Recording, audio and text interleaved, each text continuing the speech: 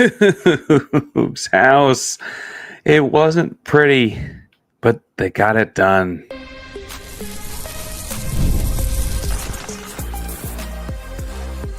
You are Locked On Coogs, your daily podcast on the Houston Cougars, part of the Locked On Podcast Network, your team every day. Welcome to Locked On Coogs Daily Podcast about your Houston Cougars. I'm your host, Houston-born teacher and coach Parker Ainsworth.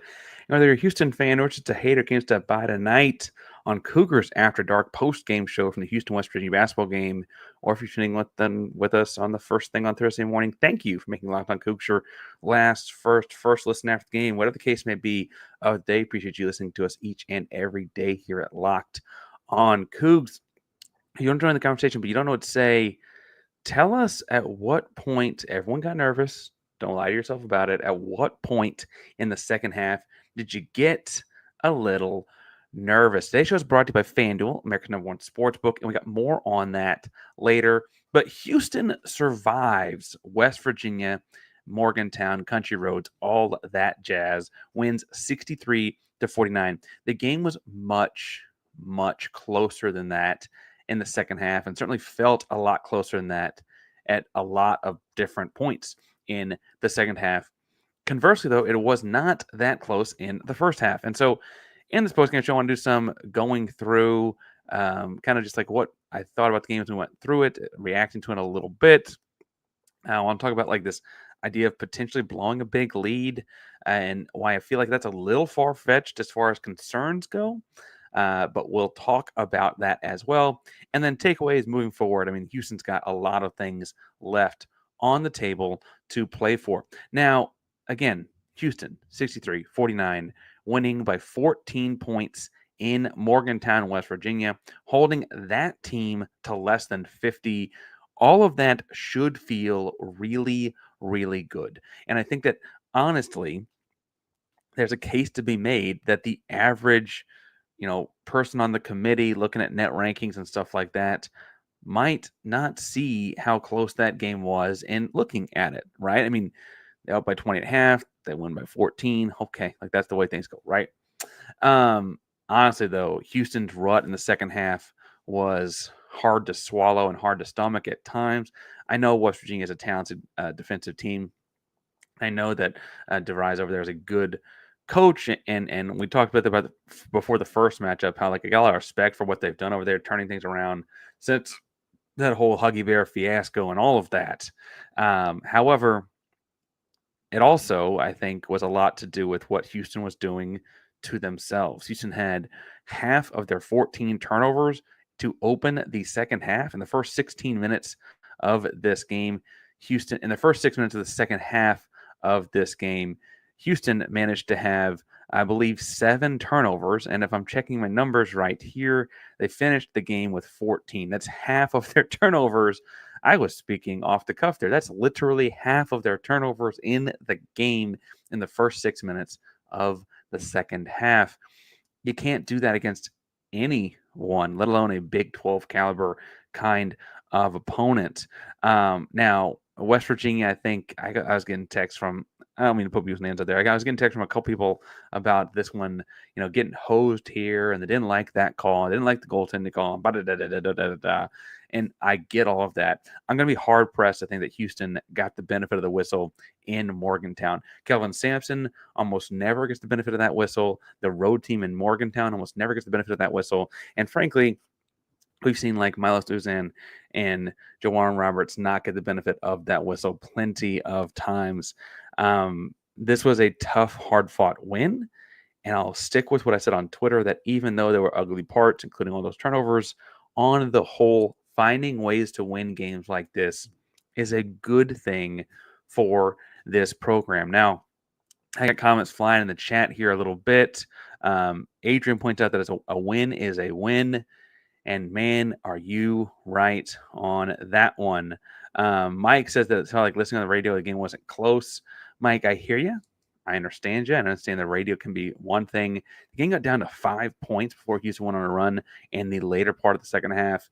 And I will say that part of the reason it felt closer than that even probably was body language. Houston was like just trying to get out of there. It felt like at one point. and West Virginia very much was rolling. Crowd was raucous, etc. So I get that. John Rogers says he was nervous when he got trimmed down to 5 as well. And then we got a couple other longer comments here, but Milos can learn from the second half. I agree with you, Joe. And that's kind of, I think, going to be one of my takeaways on talking about learning from this game. We can hit that now because Joe brought it up.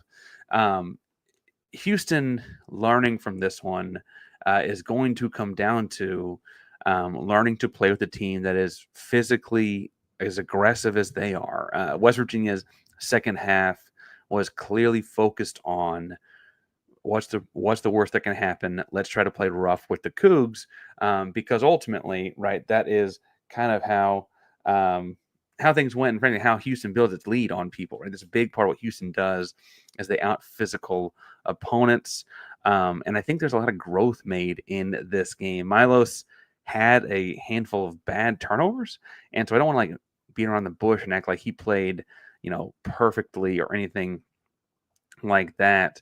But I do think physical play, tough road environment, playing as a point guard on a team with other scorers.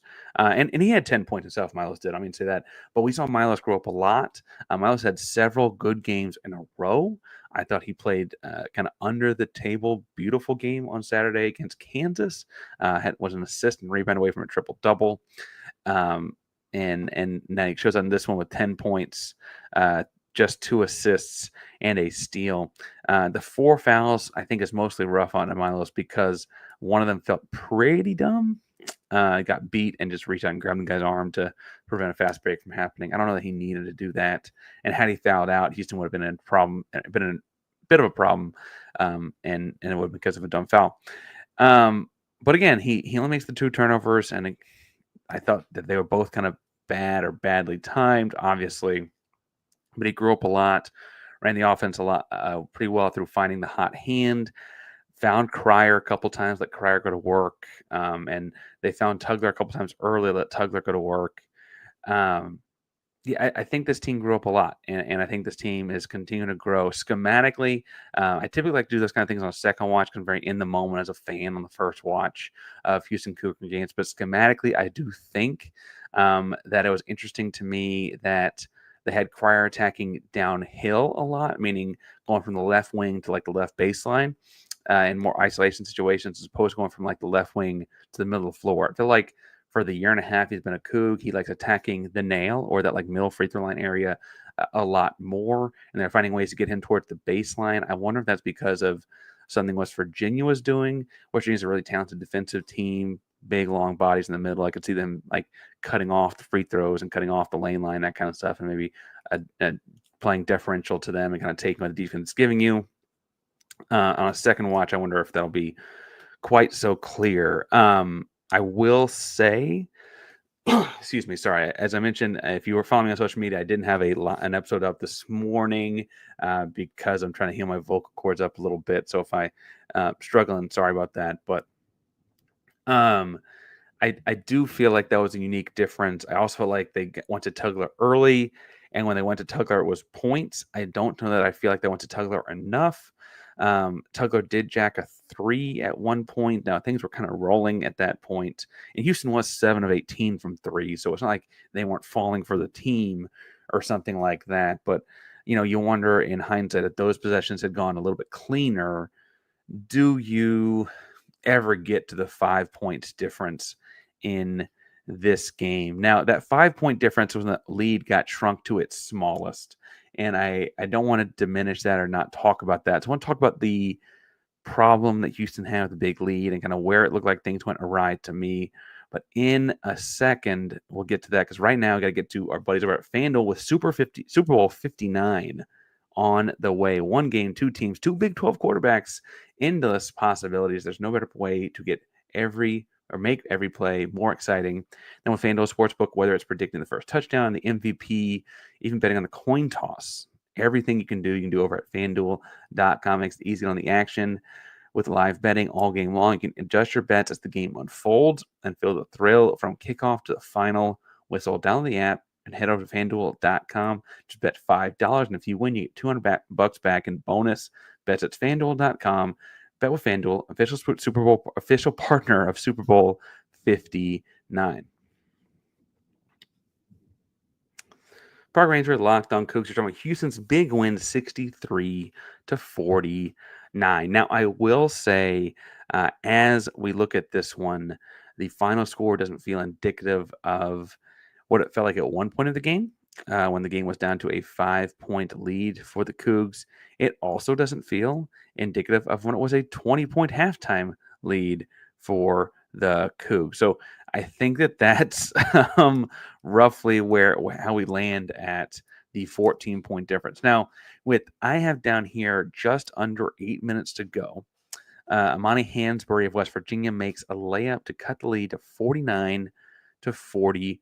I should stress that at that point, Houston had scored just 10 points in the second half in the first over 12 minutes.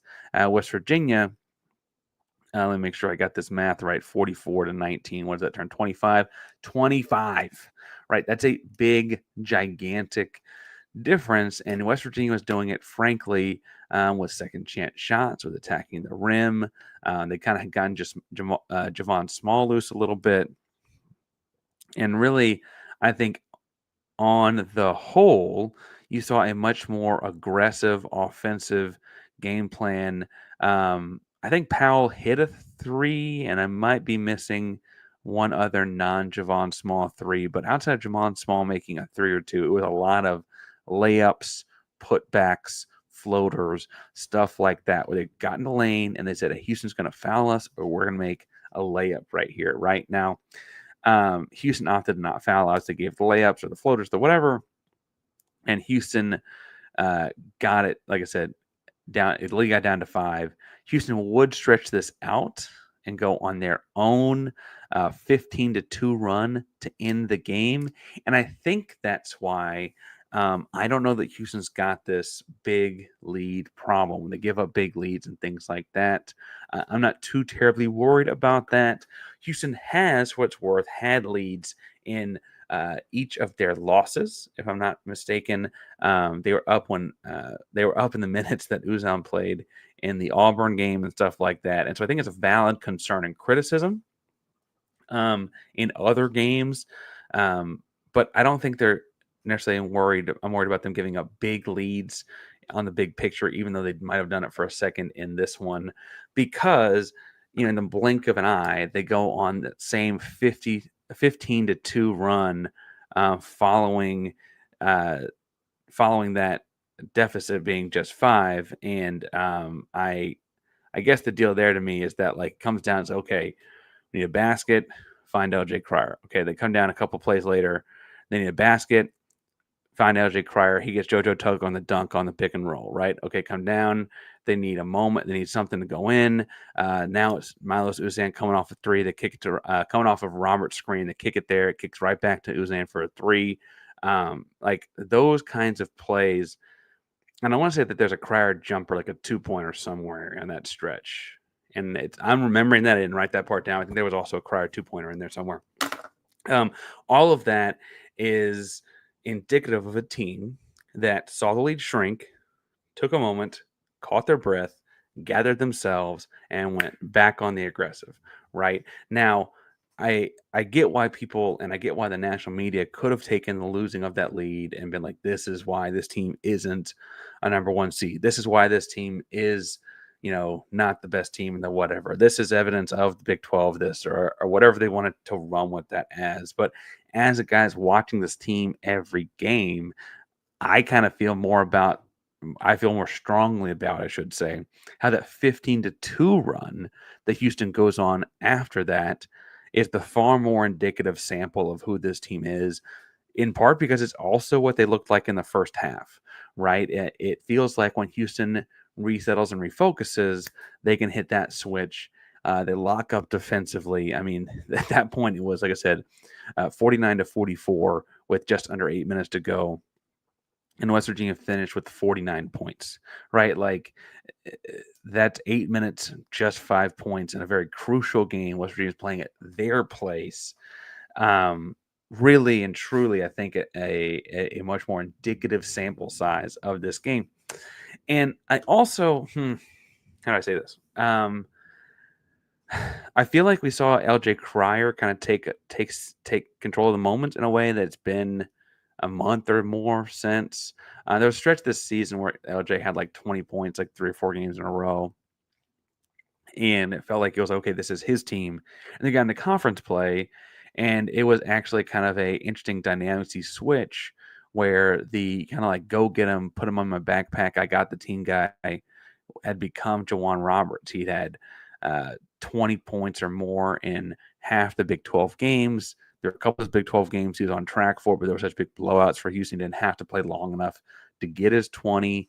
And so suddenly in this game, it kind of reverted back to the pre-Big 12 conference play way that they'd been playing.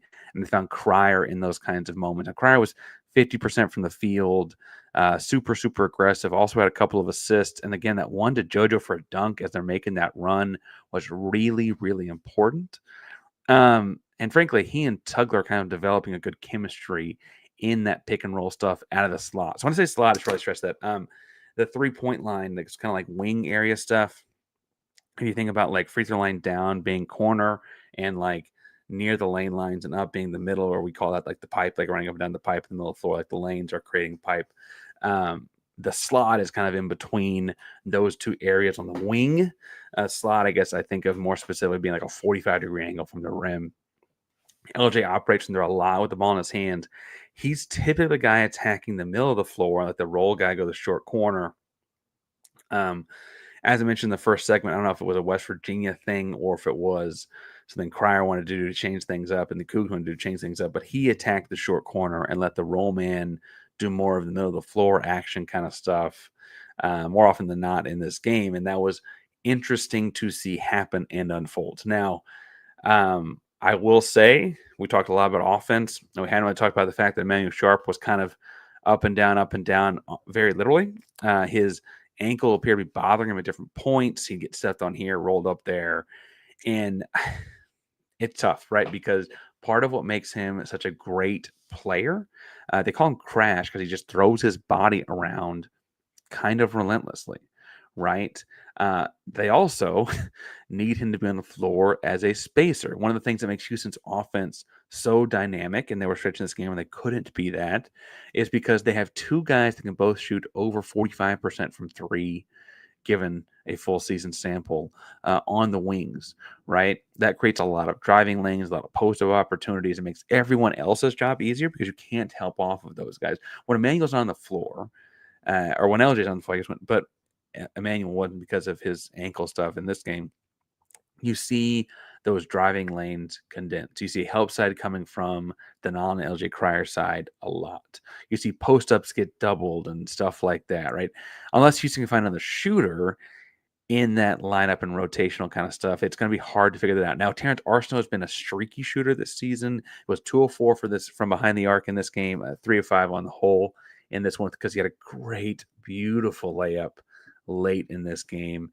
A great kick out pass from Juwan. Juwan hit him outside on the 3-point line, and Terrence pump fake guys got in the air and like tiptoed the baseline and then finished with like both control and power, but not a dunk because I think that they might have blocked the dunk at the rim. A nice little lay around the guy's arm at the rim. His body was super firm, took the contact and laid it in. Really liked that move a lot out of Terrence. When we talk about Terrence being a pro, it's those kind of moments like that. Just people don't just do that at 6'5". Anyway, that is they need that other guy on the floor. And I guess like I said, Terrence shot well enough tonight. And Houston did a lot of things well enough tonight to make that worth it. Milos had a big three. While we're talking about shooting, I need to have a better count of this. I feel like this is the 4th or 5th Big 12 game where, Milos, who's not like a legacy 3-point shooter, who's not like a guy that you come into the game and other teams are worried and scouting about how to keep him off of the 3-point line. But it feels like, and again, this is the 4th or 5th Big 12 game this has happened in, when Houston really needs it, and Cryer's cut off or they're face guarding him or whatever, Milos finds his way to a 3-point field goal attempt and makes it more often than not in these kind of crucial moments, including this big run Houston went on to end the game here. And some of that's being a good shooter, a good basketball player. Some of that's like some guys just find the moment in a weird way. And as we talked about him growing up earlier, really, really impressive. Coogs 12 chimes in saying the same kind of thing that he sees Milos with some clutch buckets when we need them.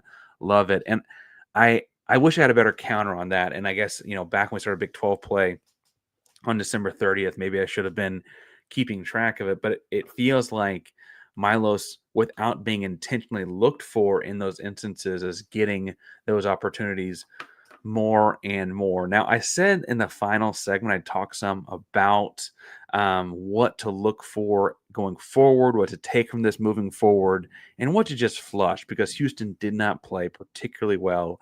I'm going to do that and get to other comments, so feel free to throw those in the chat in a second. But first, I got to run for an ad right fast.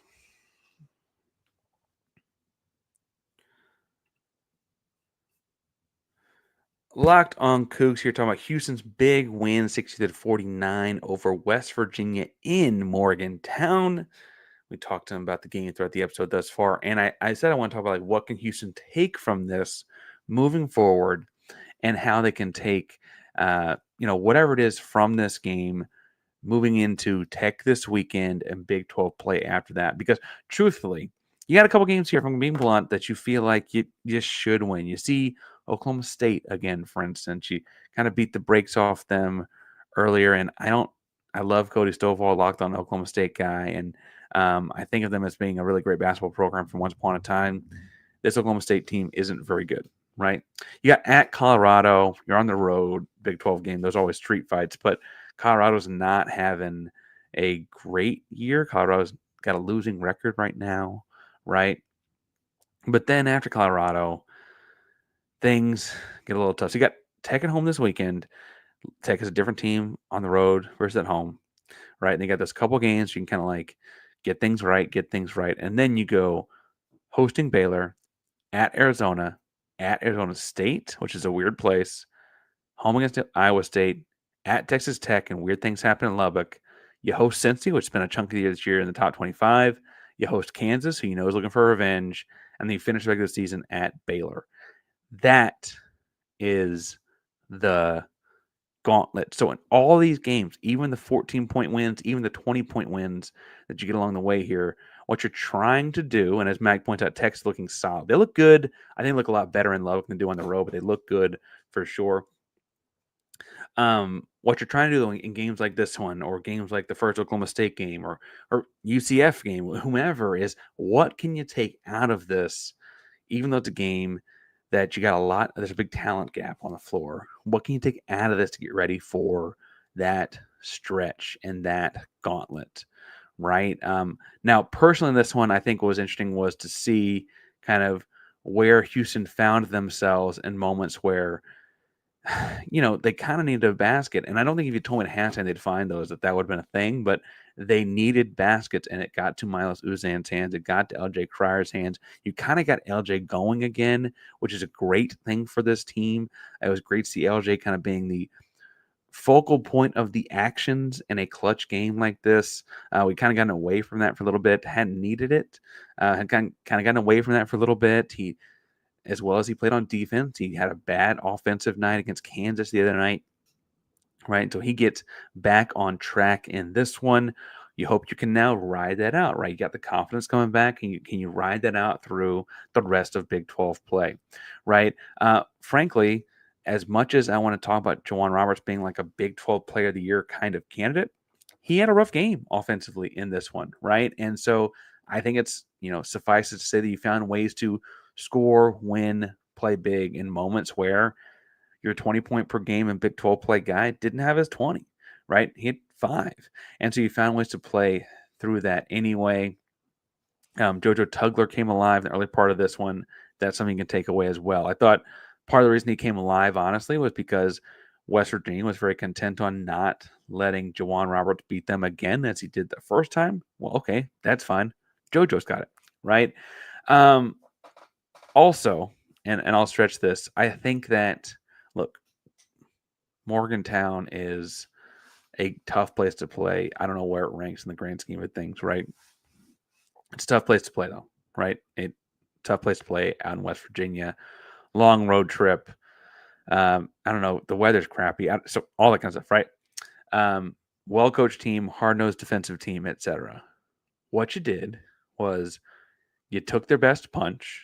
They cut it to 5 points at their place, and you flipped into gear and went on a run. And I think that that's the kind of thing that this team can take with them. So when they're at Baylor to wrap their regular season, or at Arizona State after having just been at Arizona, or at Tech and weird things are happening because it's Lubbock, or whatever the case may be, right? You hear that thunder out there? You have confidence that you can make that kind of a run and that kind of a push, right? Now, listen, I get that nothing is guaranteed. And so what I'm about to say, I don't want to act like I'm right. I mean, I imagine Houston loses a regular season game for the year's over. I don't know which one. Throw a dart at the dartboard.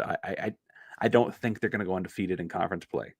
As good as they are, and as wonky as things are in the Big 12, and it's not the Big 12 of a year ago necessarily, although I think there's some good teams that get overlooked by the country, the national audience. I just don't think they're going undefeated in conference play. But if they survive that gauntlet, Big 12, I mean, even if they get one loss in it, Big 12 regular season champ again, are you looking at being a number 1 seed in the NCAA tournament again? I mean, listen, they could kill it in that stretch, and I guess something weird could happen, and that stuff doesn't happen, right? But Iowa State just lost Arizona on a weird, 3/4 court shot from Caleb Love, right? So they're going to take a step back in standings and whatever, and you hope to beat them. You're playing at Fertitta. You don't lose many games ever at Fertitta, right? That's the luck of this year's schedule. I think we're seeing when you win these tough games in Morgantown, and frankly, the way they finish the game in Morgantown makes you think that's all very much within grasp, right? The team hasn't lost since November, right? They just had a clear-cut quad 1 win. I mean, West Virginia's 41st in the net. The top 70 in the net on the road are Q1 wins. So there's no way that drops anytime soon, right? 18th straight conference regular season win, 13th straight win this season. Houston hasn't lost since November, right? And I think that what you're seeing is that things are spinning back their way. And so, did they have a wake-up call in the first part, in the what was essentially the third quarter, the first part of the second half tonight? Absolutely. Did they survive that wake-up call and answer the bell and go to work? Absolutely. And I think that's what I'm taking away from this game. That's what I'm looking forward to this game. That's where I'm going with it the rest of the way. Now, I'll probably watch a couple stretches. I'm not going to get the whole game in before the next episode comes out. But this one will be out live on Wednesday night and also for you on Thursday morning on audio platforms. Big 12 squad coming out later on Thursday as well. It was kind of a fun one, actually. So make sure to check that out. We'll be looking at Texas Tech this weekend. We'll be looking at, reflections on this one. I don't know if I'm going to quite watch the whole game, but definitely need to rewatch the second half and part of the opening to kind of how they build the lead as well. So we'll get some of those things down and get ready for it. Texas Tech is a good basketball team that is having a better year. Year 2 under Grant McCasland, who's a really good coach. And so going to see how these things go. Now, tough schedule down the stretch. I'm thinking Houston's going to have, like I said, an interesting way to go about it. We'll be following it each and every day here at Locked On Cougs. Also, all kinds of news. I'm still diving into more and getting some text back. I'm, asking questions about Zach Etheridge and that whole thing. As I learn more, I'll let you know more. But I want to have a little bit more information before I go live, anything like that. But it does sound like he is out as one of the DB coaches, which is going to make for an awkward Thanksgiving. But that's for a later date. We got more to talk on football, and as things come and go with football programming, ready for spring practice, and all those kinds of things. Whatever the case may be, I mean, who knows? The House settlement, something happens. whatever we're talking about, it's going to be all things Houston Cougars and things tied to Houston Cougars here each and every day at Locked On Cougs. Locked On Cougs, primarily the Locked On Podcast Network. That means your team every day. Go Cougs.